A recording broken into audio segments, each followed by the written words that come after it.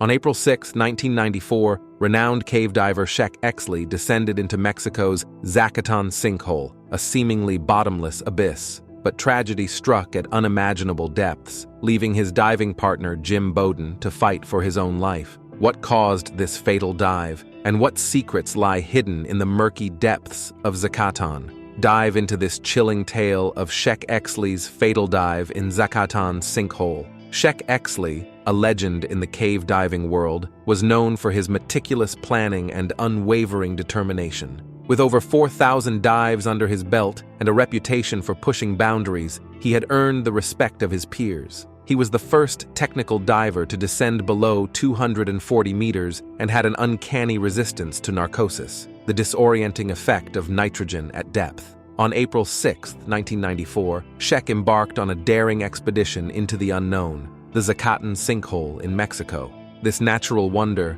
a flooded sinkhole with a staggering depth of 339 meters, was a siren's call for explorers like Sheck. Accompanying him on this dive was his trusted diving buddy, Jim Bowden. Their plan was ambitious, yet carefully calculated. They would descend independently, each following their own weighted guideline to avoid entanglement. The ultimate goal was to reach the bottom of the sinkhole, but even they didn't know how deep it truly was. The descent began with a swim through a 183-meter-long passageway leading to the sinkhole's heart. After a final equipment check and a shared nod of understanding, Sheck and Jim parted ways, each disappearing into the blue depths along their separate lines. Jim took the lead, plunging into the abyss first. A few seconds later, Sheck followed, their lights cutting through the darkness like twin beacons. They maintained a distance of 8 to 9 meters between them, their lines acting as lifelines and visual guides. Every breath was calculated, every movement deliberate. They took slow, deep breaths, balancing the need to conserve gas with the risk of hypoventilation and carbon dioxide buildup. This was extreme diving, where the slightest mistake could have dire consequences.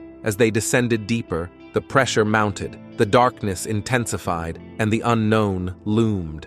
Jim, experienced as he was, had never ventured beyond 243 meters. Sheck, the pioneer, had already set a record at 271 meters, but he was determined to go even deeper. The descent continued, their lights fading into the abyss. The fate of these two divers, now hidden from view, hung in the balance. As Sheck and Jim ventured deeper into the abyss, the risks intensified. To mitigate the dangers of decompression sickness, they employed a rapid descent technique. Jim aimed to descend at 30 meters per minute until reaching 91 meters, then gradually slowing down to 183 meters. However, experience had taught him that around 230 to 240 meters, the effects of high-pressure nervous syndrome could kick in. This neurological condition, triggered by rapid compression at depth, can cause tremors, nausea, and even hallucinations. Both divers relied on their air cylinders for breathing until they reached a depth of 92 meters. At this point, Sheck strategically staged an air cylinder, attaching it to the guideline for later use during ascent. Jim, meanwhile, switched to a smaller pony cylinder for his air supply. As they plunged deeper, both divers transitioned to a special gas mixture called Trimix. This blend of oxygen, helium, and nitrogen is designed for deep dives, helping to mitigate the risks of oxygen toxicity and nitrogen narcosis. But despite their meticulous planning, trouble was brewing. As Jim crossed the 244-meter mark, he noticed Sheck's light far ahead, descending at an alarming rate. This rapid descent could trigger HPNS, a dangerous condition that could impair Sheck's judgment and motor skills. Jim's fears were realized when, at around 213 meters, Sheck began experiencing the telltale signs of HPNS. His vision blurred, his body trembled, and a tingling sensation spread throughout his limbs. The immense pressure was wreaking havoc on his nervous system.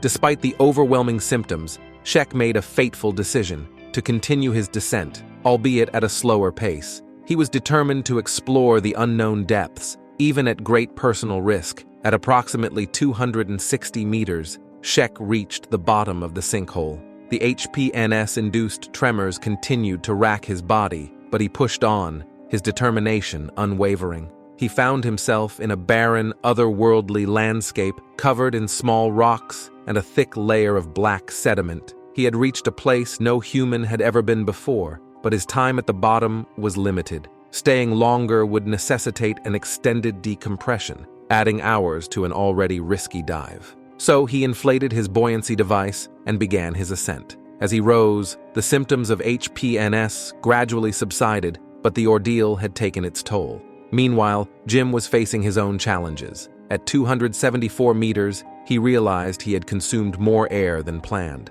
Fearing a regulator failure, he aborted his descent and began his ascent, switching to a staged air cylinder at 137 meters. But as he made his way back up, he noticed something amiss. Sheck's descent line and stage bottles were untouched. A sense of dread washed over him. Something had gone terribly wrong. As Jim ascended, anxiety gnawed at him. He had witnessed Sheck's alarmingly fast descent and the onset of HPNS. The silence from Sheck's depth was deafening. Reaching the surface, Jim's concerns were met with a grim realization. Kristovich, the support diver, had been monitoring the ascent, anxiously watching the stream of bubbles rising from the depths. 18 minutes into the dive, she noticed a chilling change. Sheck's bubbles had vanished. Kristovich, a seasoned diver herself, knew this wasn't a good sign. She exchanged a worried glance with Karen, Jim's wife, before diving down to meet Jim at the 47-minute mark. The news she brought was devastating.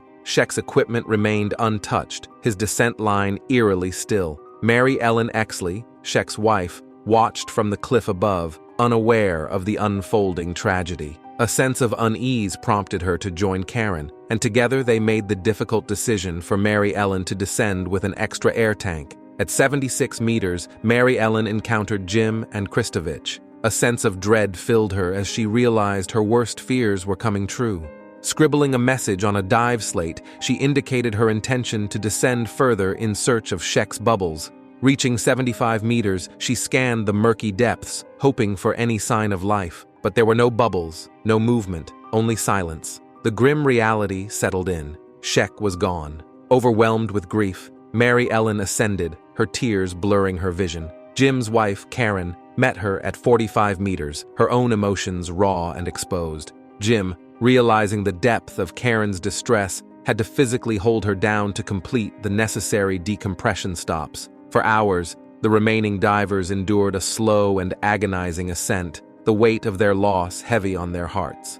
Jim, reaching the 20-meter stop, finally learned the devastating truth. Sheck had not survived. The following day, a recovery team returned to the sinkhole to retrieve the dive equipment. Sheck's gear, including his steel tanks, was unexpectedly heavy. After 2 grueling days, they finally brought his body to the surface. The scene was haunting. Sheck's lines were entangled around his arms, and the valves on his tanks were closed. His mask and other gear were in place, but his regulator was not in his mouth. His buoyancy compensator was inflated, indicating he had tried to ascend. His dive computer revealed a maximum depth of 274 meters, suggesting that the events leading to his death occurred just 9 minutes into the dive. An autopsy provided no clear answers. The gas mixture in his tanks was correct, and there were no obvious signs of equipment failure. The exact cause of Sheck Exley's death remains a mystery, a chilling reminder of the risks inherent in pushing the boundaries of exploration. Sheck's tragic demise at the age of 45 marked a somber chapter in the history of cave diving. But the depths hold many more stories, some equally tragic, some miraculous. In our next video, we'll delve into another cave tragedy. Don't miss it.